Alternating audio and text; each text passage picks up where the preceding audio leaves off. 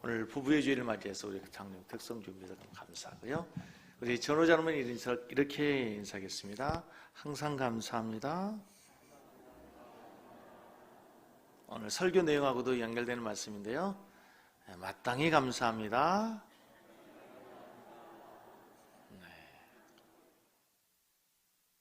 특별히 부부들 간에서 늘 서로에게 감사하시기 바랍니다. 항상 감사합니다. 마땅히 감사합니다. 오늘 말씀을 제목을 가지고 하나님께 감사할 것은 이라는 그런 제목으로 말씀을 전하도록 하겠습니다. 아이아코카라는 클라이슬러 자동차 회사의 사장은 우리들이 잘 알고 있는 신화적 인물입니다. 무너져가는 회사를 살린 그야말로 기적을 일으키는 사람 중에 한 사람이죠. 그의 자서전에 의하면 이분이 1946년에 프린스턴 대학에서 공학 석사 학위를 받고 잘 아시는 포드 자동차에 입사를 하게 됩니다. 32년 근무를 하는 동안에 혼신의 힘을 다해서 자기 일생을 청춘을 그 회사와 함께 합니다. 그리고 인정받아서 1970년 사장에 취임하게 되죠. 그런데 이제 회사의 오너인 포드 2세와 불화로 인해서 78년에 이유 없이 해고가 됩니다. 그때에 이 크라이슬러의 마음에 굉장히 많은 분노와 좌절이 일게 되겠죠. 생각해 보십시오. 그 어려운 회사에 가서 그 세계적인 회사로 키우기까지 얼마나 헌신하고 희생했는데 해고를 당하면서 이제 굉장히 스스로의 감정을 이기지 못할 정도의 많은 어려움과 갈등을 겪습니다. 그때 그의 자서전에 보면 이렇게 기록되어 있습니다. 나는 그때 복수와 믿음 사이에 서 있었다. 청춘을 바쳐 회사를 성장시켜 놓았는데 해고당하다니. 처음에는 반드시 복수하리라고 다짐했습니다. 그러나 마음 한구석에 하나님께서 나에게 더 좋은 것을 주시기 위한 기회이다. 오히려 감사하자. 이런 마음이 생기더라는 믿음이 생겼다고 고백합니다. 그래서 결국 그런 분노보다도 복수와 원망보다도 믿음의 길을 선택하게 됩니다. 그리고 4개월 후에 당시에 35억 달러의 적자와 누적된 재고, 경영 의지를 상실한 그 회사의 간부들, 그리고 일할 의욕을 상실한 직원들, 외면하는 그 소비자들로 인해서 이제 어려움을 겪고 있는 그 회사의 크라이슬러 회사의 사장으로 취임을 하게 됩니다. 그 회사에 취임하자마자 이제 위기를 극복하기 위해서 가장 먼저 한 일이 뭐겠습니까? 당연히 구조조정이겠죠. 가족과 같은 가족들을, 회사의 직원들을 구조조정을 감행하고 자기도 헌신을 다짐하면서 연봉 1달러를 받습니다. 우리나라 돈 현재 1,200원을 1년 연봉으로 정하고 이제 광고에 출연해서 대국민 호소와 함께 회사 살리기에 몰두합니다. 그리고 5년 만에 다시 해고된 직장의 옛 동료들 다 다시 불러 모읍니다. 삭감했던 근로자들의 임금도 다 보상해주고 정부 대출금도 일시에 상환해버렸습니다. 재기에 성공한 것이죠. 제가 오늘 우리 성도님들께 말씀드리고자 하는 것은 그의 업적을 이야기하려고 하는 것이 아니라 그가 이렇게 얘기합니다. 복수 대신 하나님을 신뢰하며 감사했더니, 복수 대신 하나님을 신뢰하며 감사했더니 하나님이 나를 높여주셨다라고 고백했다는 거예요. 감사야말로 사람을 살리고 하나님 우리를 축복하시는 축복의 통로가 되는 줄로 믿습니다. 오늘은 감사 주일은 아닙니다. 그런데 오늘 본문에서 지금 우리에게 바울 사도가 감사한다고 얘기합니다. 여러분 잘 아시는 독일의 신학자 본 헤퍼, 아주 현대 신학에 지대한 공을 세운 분이십니다. 그분이 그리스도인과 비그리스도인을 구분하는 방법은 간단하다. 불평과 감사이다. 불평과 원망을 일삼는 사람은 비기독교인이지만 범사에 감사하는 마음으로 살아가는 사람, 그 사람이 바른 그리스도인, 참된 그리스도인이다. 이렇게. 그러니까 그리스도인이냐 비그리스도인이냐를 교회를 다니느냐 안 하느냐, 그가 11조를 하느냐 안 하느냐, 이것이 진짜 구분이 아니라 어려운 위기 속에서 그가 불평하느냐 감사하느냐라는 거죠.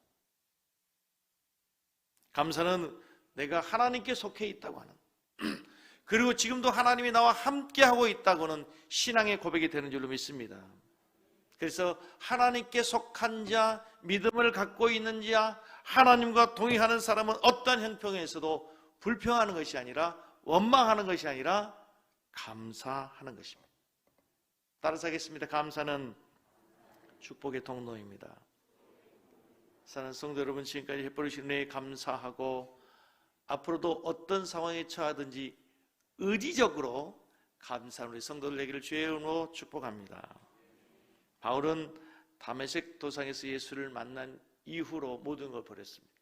그의 학문도, 베냐민 지파라고 하는 그의 가문도, 심지어는 로마의 시민권도 버렸습니다. 그가 가지고 있는 그 탁월한 지식도, 헬라의 지식도 다 내려놓고 오직 복음을 전합니다. 유대 민족들에게, 자기의 동족들에게 배신자로 낙인 찍혀서 바울을 죽이려고 하는 특공대가 조직될 정도로 바울은 엄청난 박해를 받습니다.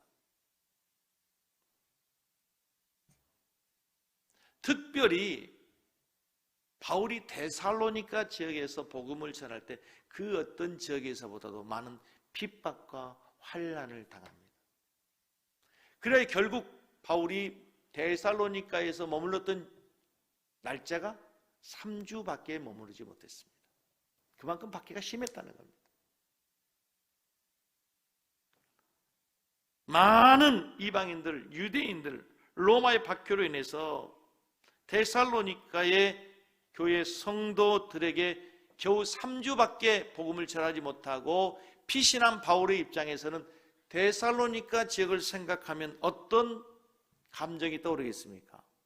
감사보다는, 불평보다는 억울하고 비통한 마음, 그렇지 않겠습니까? 그들을 위해서 생명을 걸고 복음을 전하는데도 불구하고 반대하고 핍박하고 바울을 오해하는 그들을 향해서 바울은 얼마든지 원망할 수 있고 불평할 수 있습니다. 그럼에도 불구하고 오늘 바울 사도가 감사한다 얘기합니다. 13절을 다시 보시겠습니다. 그런 바울의 감정을 생각하시면서 13절을 다시 보겠습니다. 주께서 사랑하시는 형제들아, 우리가 항상 너희에 관하여 마땅히 하나님께 감사하는 것은, 내가 하나님께 감사한다 하는데 앞에 두 개의 부사가 있습니다. 어떻게 감사? 항상 감사한다. 그리고 마땅히 감사한다. 바울 사도는 데살로니가 교회 성도들을 생각할 때마다 나는 항상 감사한다. 그런 어려움이 있었고 핍박이 있었고 박해가 있었고 분한 일이 있었음에도 불구하고 나 항상 감사한다. 그리고 어떻게 감사한다고요? 당연히, 마땅히, 이것저것 따지고 생각할 필요 없이 나는 마땅히, 당연히 너희들을 생각할 때마다 감사한다. 그래서 오늘 우리가 바울에게서 배우는 감사는 환경에 의해서, 조건에 의해서 감사를 하는 것이 아니라 어떤 환경에서든지 환경을 초월하여 감사하는 이유를 오늘 본문 말씀에서 우리가 바울에게 배우는 시간이 되기를 간절히 원합니다. 첫 번째, 바울이 왜 항상 마땅히 감사하는가 하면 2장 13절을 다시 보면 너희들이 하나님의 택하심을 받았다는 거예요.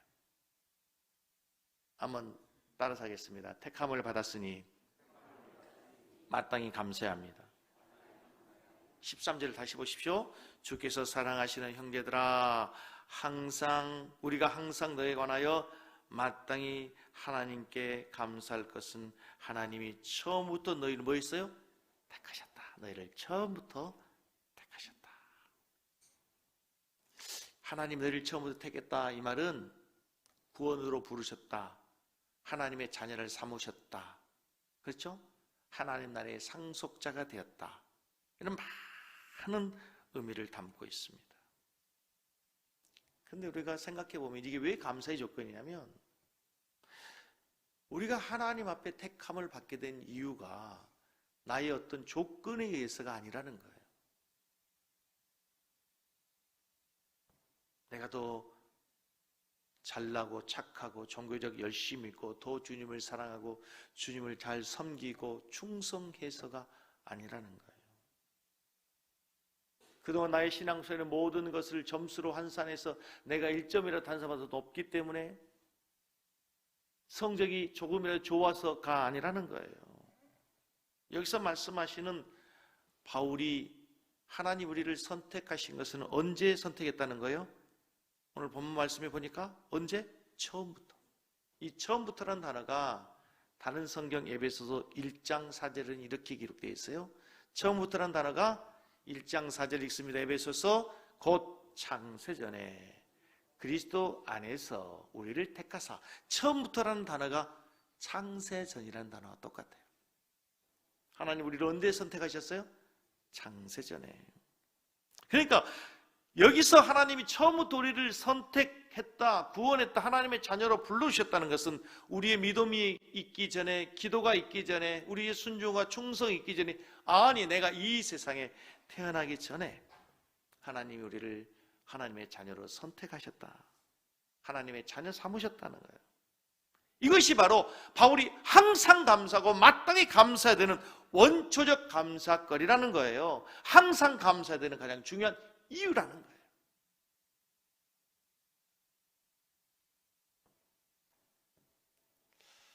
한마디로 창세전에 그리스도 안에서 우리를 선택하셨다는 이 말은 인간의 구원이 하나님의 선택이냐 아니면 인간의 자유의지에 의해서냐라고 하는 이 논쟁이 신학자들 간에 오랫동안 계속되어 오는 아주 중요한 논쟁 가운데 하나입니다. 어떻게 하나님께서 나의 의지와 상관없이 하나님의 주권적 선택에 의해서 날 이미 예정해버렸단 말인가? 자유의지를 강조한 사람들. 그럼에도 불구하고 성경에서는 요한복음 15장 16절에 예수님이 직접 우리에게 말씀하시는 말씀을 한번 보십시다. 같이 읽습니다. 너희가 나를 택한 것이 아니요 내가 너희를.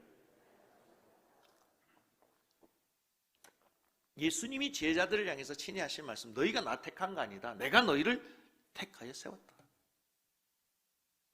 예수 믿고 교회 다니고 하나님 사랑하고 열심히 일하고 내가 지금 이곳에 있는 것도 내 열심, 내 의지, 내 결심 있기 전에 하나님이 먼저 하신 거라는 거예요. 이 사실을 성경에서는 수 없는 반복을 통해서 여러 가지 단어를 가지고 하나님이 우리를 먼저 사랑했다, 우리를 먼저 구원했다고 표현해요. 내가 너를 선택했다, 은혜로 선택했다, 내가 너를 불렀다, 모태에서부터 내가 너를 택정했다, 너는 내 것이다, 두려워하지 말아라, 놀라지 말아라, 너를 내 손바닥에 새겼다, 내가 택했다, 은혜로 택했다. 얼마나 많은 곳에서 수없이 내가 너를 무조건적으로 나의 주권적인 은혜로 내가 이 세상에 태어나기 전에 너를 택했다는 것을 강조하셔요. 왜 그럴까요? 이 교리가 너무 중요하기 때문에 그래요. 이 교리가 너무 중요해요.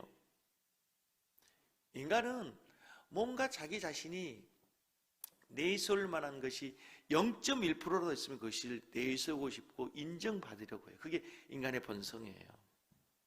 타락한 인간이 자기가 구원을 받는데 자기도 뭔가를 그래도 인정을 받고 싶은 거죠. 그런데 하나님이 99% 하고 내가 1% 했다고만 해도 좀 괜찮겠는데 하나님이 다 하시고 나는 아무것도 하는 것이 없다고 하니까, 그럼에도 불구하고 여러분 성경에서는 100% 하나님의 은혜로 하나님만이 하나님의 모든 주권적인 의지로 우리를 구원했다는 거예요. 그래서 하나님의 전적인 은혜다 이렇게 표현해요.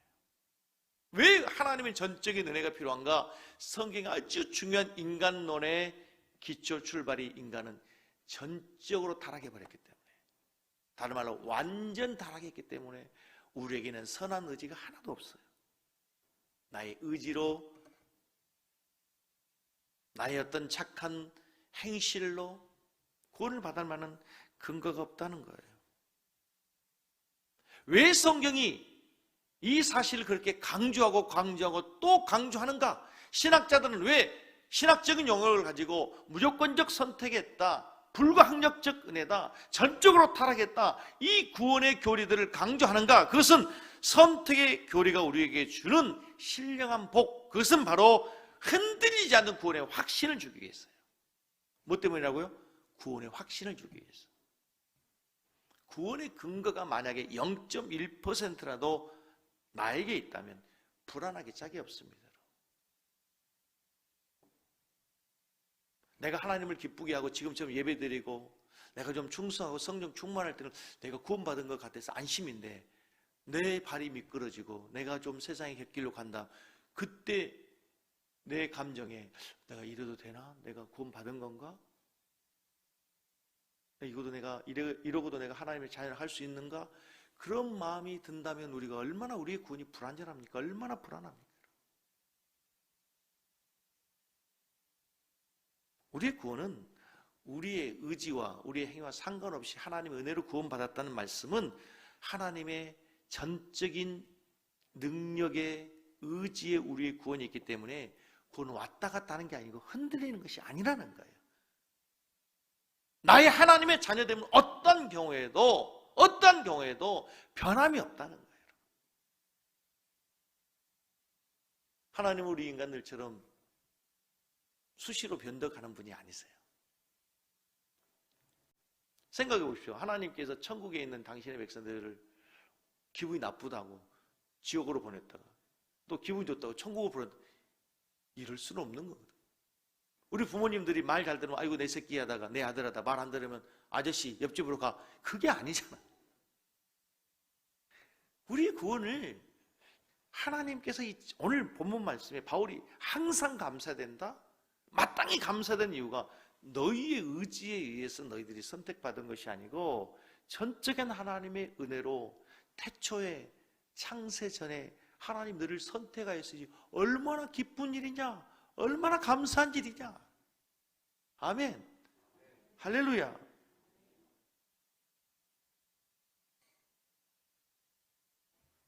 태초에 처음부터 창세전에 우리를 선택했단 말을 잘못 오해하면 우리가 조금 신앙에 혼돈이 올 수 있습니다. 우리가 창세기를 보면요, 첫째 날, 둘째 날, 셋째, 넷째, 다섯째 날까지 하나님이 세상의 모든 걸 창조하신 후에 여섯째 날 우리를 창조했잖아요. 여섯째 날. 우리 인간을 창조하는 것이 창조 다섯째 날 후 여섯째 날 창조했는데 어떻게 창세전에 우리를 예정했단 말인가?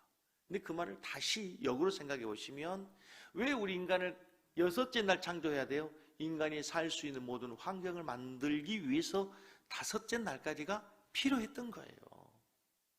그러니까 그 말은 그 창조의 모든 목적이 누구를 위한 거라는 거예요? 우리 인간을 위해서. 우리 인간이라면 너무 거리가 멀죠. 나를 위해서, 우리를 위해서, 여러분을 위해서 하나님께서 창세 전에 우리 인간을 살도록 하기 위해서 그 세상의 모든 것을 계획하셨다는 결론이 주게 되어진 거예요. 하나님께서 우리를 사랑하시고 어떻게 사랑하시는가? 온 천하의 사랑을 대상이라고는 딱 한 사람 있는 것처럼 우리를 사랑하시고 천하보다도 우리를 더 사랑하신다는 거예요. 믿어지십니까? 이 말이 참 이해가 안 되는 분이 있어요. 그래서 목사님께 질문했어요. 목사님, 하나님께서 어떻게 온 세상 가운데서 나를 세상의 모든 것만큼 모든 걸 다해서 사랑하는 것보다 더 사랑한다는 말이 이해가 되지 않습니다. 여러분, 저에게 딸이 셋이 있습니다. 저희 딸이 셋이나 있습니다. 부러우시죠? 근데 여러분, 제가 저희 딸을 사랑할 때 세 명이니까 첫째 딸 33.4%, 둘째 딸 33.3%, 셋째 딸 33.3% 나눠서 사랑하죠? 아닙니다. 첫째 딸을 어떻게 사랑해요? 100% 완전하게 사랑합니다. 너 하나밖에 없는 것처럼. 둘째 딸, 너 세상에 하나밖에 없는 것처럼. 셋째 딸, 너 세상에 하나밖에 없는 유일한 딸로 사랑하는 거예요. 우리나라에 1천만 그리스도인이 있습니다. 하나님께서 우리를 1천만 분의 1로 우리를 사랑하고 김 목사를 사랑하고 우리 김 집사님을 사랑하는 게 아니라 세상에 하나밖에 없는 아들을 사랑하는 어머니의 마음으로 우리를 사랑하신다는 거예요.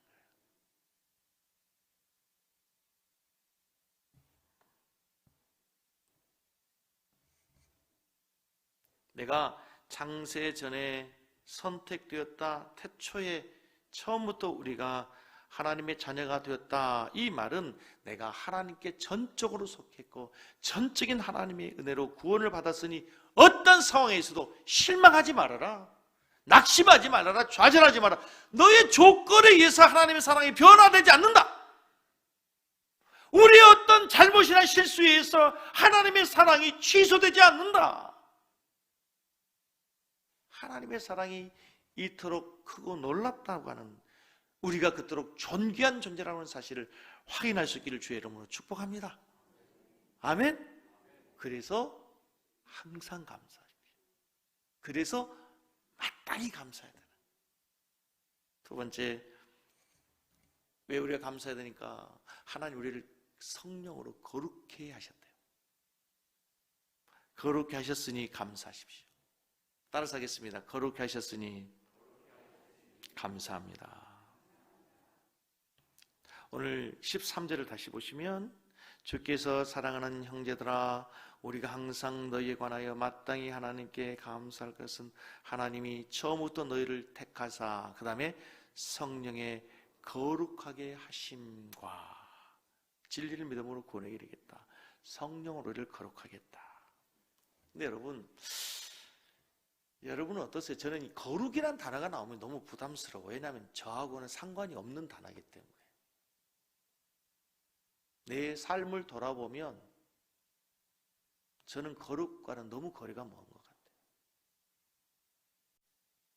하나님 앞에 설 수 없는 너무나 부족함과 너무나 연약함으로 인해서 거룩하지 못한 삶으로 인해서 얼마나 고민하고 갈등하고 부끄러운지 몰라요.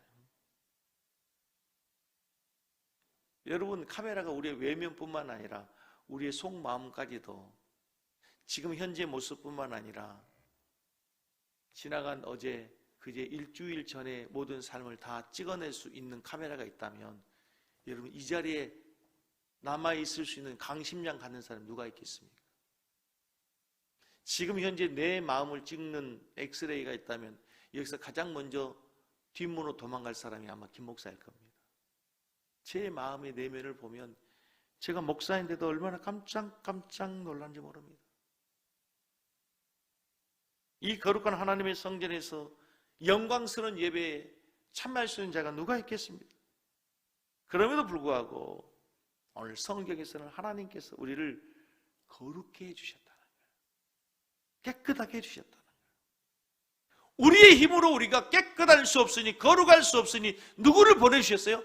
성령을 보내셔서 거룩한 영이신 성령으로 우리를 거룩해 주신다. 우리는 여지없이 누구나 죄인들입니다. 우리의 힘으로는, 의지로는 거룩할 수 없습니다. 거룩과는 상관이 없다는, 그러나 예수 그리스도의 십자가에 죽으신 이유, 그 보혈의 피로, 그분의 보혈의 능력으로, 그리고 그분이 보내신 또 다른 보혜사신 성령으로 우리가 거룩하게 된 줄로 믿습니다. 할렐루야. 우리가 얼마나 죄악의 본성을 갖고 있는지요. 목사인 제가 제 마음속에서 문득 떠오르는 생각을 보면 제가 제 스스로 놀랄 때가 있어요. 너 목사잖아. 가장 거룩한 자리에서도 미움과 더러운 생각이 지나갑니다. 심지어는 성경을 읽고 기도하면서도 죄를 지을 때가 있습니다. 하나님의 일을 하면서도 분노가, 상처가 꿈틀거릴 때가 있습니다. 시기가 나도 모르게 치밀어 오를 때가 있어요. 목사인 내 마음에도 그렇단 말이에요. 입을 열면 부정과 험담, 부정적인 말 나도 모르게 튀어나옵니다. 우리 어찌 거룩한 존재가 될 수 있겠어요? 성경에 거룩이란 단어가 가장 많이 나오는 것은 역시 레위기입니다. 레위기에 거룩이란 단어와 함께 등장하는 단어가 흠이 없다라는 단어예요. 흠이 없는 이라는 이 헬라어 단어가 아모무스라는 단어예요. 아모무스. 신약 성경에 8번 쪽 나오는데 이 단어는 어김없이 언제 사용되냐면 희생 제물 드릴 때, 흠 없는 제물을 드릴 때 사용되는 단어입니다. 흠이 없다라는 단어로. 근데 이 흠이 없다는 아모무스라고 하는 단어가 어디에서 왔냐면요, 모무스라고 하는 히라보에서 왔어요. 근데 이 모무스는 어디에서 왔냐면 히랍의 신화 가운데, 히랍의 신들 가운데 비난과 조롱의 신의 이름이 모무스예요. 모무스, 비난과 조롱의 신. 근데 거기에 접두어 아가 붙었어요. 아니다, 없다. 비난과 조롱을 덮어버리는 거예요. 사단이 우리의 죄를 가지고 비난하고 조롱해. 네가 그러고도 목사야? 네가 그러고도 섬기는 장로라고? 네가 그러고도 셀리더야? 비난하고 조롱할 때 아모무스, 그리스도의 보혈로 우리를 덮어버리는 거예요. 성령으로 덮어주는 거예요. 우리는 죄 없는 존재가 아니에요. 죄가 있음에도 불구하고 우리를 덮어주시는 거예요. 그게 아모무스, 흠이 없는 자가 되는 거예요. 그게 여러분 구약성경에 법계 아래 세계 이스라엘 백성들의 대표적인 죄가 있어요. 아론의 쌍난지팡이, 십계, 만나. 하나님이 주신 가장 큰 축복인데도 불구하고 그들이 하나님의 범죄했던 죄악의 상징이에요. 그래서 그걸 법궤로 덮어놨어요. 그리고 그 위에 대제사장이 가서 피를 뿌리는 거예요. 죄가 있어요. 근데 그걸 덮어놓은, 우리가 죄가 없는 게 아니라니까. 우리는 여전히 죄가 있어. 그런데 죄의 볼로로 아모무스, 보이지 않도록 덮어주는 거예요. 그래서 우리가 이 찬송을 하는 거예요. 이따가 우리 이 찬송을 할 텐데요, 이 세상의 모든 죄를 맑히시는 주의 보혈, 성자 예수 그 귀한 피 찬송하고 찬송하세. 주님 앞을 멀리 떠나 길을 잃고 헤맬 때에 나의 길을 따라오사 친히 구원하셨도다. 같이 합니다. 흰 눈보다도 뭘로? 주의 흘리신 보혈로 희게 씻어 주옵소서. 이렇게 되는 거예요. 흰 눈보다도 내 의로, 내 열심으로, 내 종교심으로, 충성으로 씻어 주십시오. 아니고 주의 흘리신 보혈로 희게 씻어 주시옵소서. 할렐루야. 오늘 설교는 기독교의 가장 중요한 구원의 교리를 지금 살피는 중에 있습니다. 여러분, 이 구원의 교리가요, 우리 신앙의 뼈대와 같습니다. 이런 교리를 바르게 알고 정확하게 알아야 이단에 넘어가지 않아요.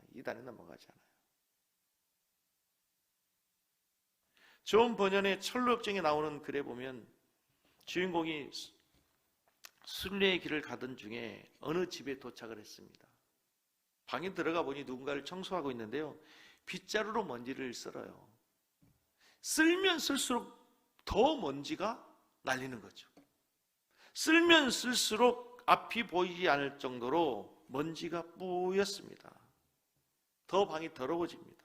인도자에게 묻습니다. 이것은 무엇을 의미합니까? 율법의 행위다. 너의 노력, 너의 열심히 하나님 앞에 바르게 서려고 노력하면 노력할수록 우리의 죄가 더 드러난다. 다른 방으로 갔습니다. 옆방에도 먼지가 많지만 이번에 쓰는 게 아니라 물을 뿌립니다. 물을 뿌리고 청소를 합니다. 깨끗하게 됩니다. 무엇을 의미합니까? 성령이니라. 은혜의 역사로, 성령의 역사로 우리의 죄가 씻어지게 된다는 거예요. 사랑하는 성도 여러분, 안심하십시오. 지난 한 주간, 아니 벌써 어느덧 1년에 5개월 가까이를 살아오면서 우리가 지었던 많은 허물과 죄악이 있음에도 불구하고 예수 그리스도의 보혈로 우리가 정결케 되었으므로 항상 감사하시고 마땅히 감사한 여러분 되기를 주의 이름으로 축복합니다. 구원과 죄에 대해서 말할 때 루터에 대한 이야기를 많이 들었을 거예요. 마르틴 루터가 한번 꿈을 꾸니까 시험하는 자가 나타나서 루터 앞에 책을 보입니다. 루터가 묻습니다. 거기 기록된 게 뭡니까? 너의 죄다. 너희가 어려서부터 지금까지 살아오면서 지었던 마음으로, 입으로, 행동으로 해서 모든 죄, 이게 사실이냐? 보니 루터가 지었던 모든 죄가 사실인 거예요. 할 수 없어서 그렇다고 시인했습니다. 내가 그 모든 죄를 지었던 것이 사실입니다. 사단이 얘기합니다. 내가 그렇고도 성직자, 내가 그러고도 사제며, 내가 그러고도 구원을 받겠단 말이냐? 루터가 아무 말을 할 수 없을 때 그때 위로부터 음성이 들리기 시작합니다. 그리스도의 보혈이, 예수 그리스도의 피가 저의 죄를 씻었느니라. 예수 그리스도의 보혈의 십자가의 은혜로 제가 정결케 되었느니라. 할렐루야. 그렇습니다. 성경에서는 십자가의 보혈로 우리가 용서를 받았다는 거예요. 로마서 3장 24절, 그리스도 예수 안에 있는 구속으로 말미암아 하나님의 은혜로 값 없이, 이게 중요해요. 우리가 어떻게 구원을 받았어요? 하나님의 은혜로, 값 주고가 아니고 값 없이 의롭다 하심을 얻은 자 되었느니라. 말씀을 정리해 보겠습니다. 우리가 세상 사람들에 비해서 여러분 자랑거리가 별로 없을 수 있다고 생각할 수 있습니다. 친구들을 만나면 나는 별로 자랑거리가 없다고, 그래서 감사하지 못한다고 얘기할 수 있습니다. 그런데 바울은 그것으로 감사해라 아닙니다. 너희들이 항상 마땅히 감사될 것이 있다. 그게 무엇입니까? 내가 너희 공로가 없이 너희가 창세전에 하나님의 자녀로 처음부터 택함을 받았다. 이것이 왜 중요해요? 우리 구원의 근거가 우리에게 있지 않고 하나님의 은혜에 있다는 거예요. 내가 거룩한 자 되었다. 우리의 죄와 허물에 불구하고 하나님이 우리를 거룩한 자로 성령으로 깨끗게 하셔서 오늘 본문 14절에 있는 마지막 말씀처럼 구원을 받게 해주신 것, 구원을 받게. 결국은. 그러므로 한 주간 살아가면서 우리 성도들 기쁨 가운데 감사하며 살아가는 성령의 성도들 되기를 주의 이름으로 축복합니다.